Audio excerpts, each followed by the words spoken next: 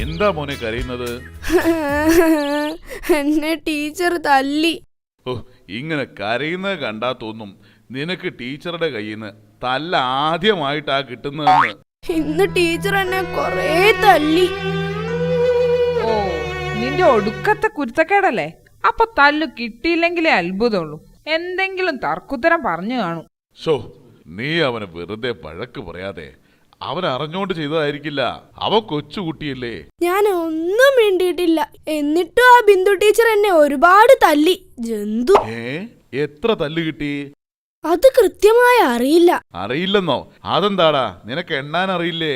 എണ്ണ അറിയാത്തോണ്ടാ എനിക്ക് തല്ല് കിട്ടിയത്. അത് കഴിഞ്ഞ് ഉഷ ടീച്ചർ എന്നെ ഒരുപാട് തല്ലി. ഞാൻ പറഞ്ഞില്ലേ, ഇവൻ എന്തെങ്കിലും തർക്കുത്തരം പറഞ്ഞു കാണും. ഞാൻ ഒന്നും മിണ്ടിയിട്ടില്ല അച്ഛ.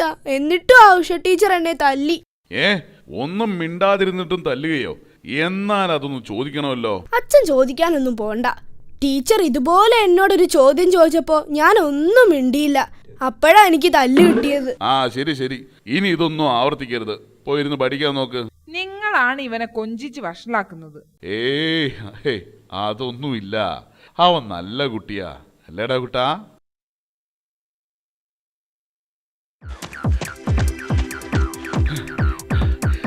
ചേട്ടാ, ആകെ പ്രശ്നമായി.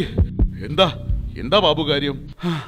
അയ്യോ ചേട്ടാ, നമ്മുടെ ടിൻറ്റുമോനില്ലേ, അവനെറിഞ്ഞ ഒരു കല്ല് അപ്പുറത്തെ വീട്ടിലെ ചിഞ്ചുവിന്റെ തലയ്ക്ക് കൊണ്ടു.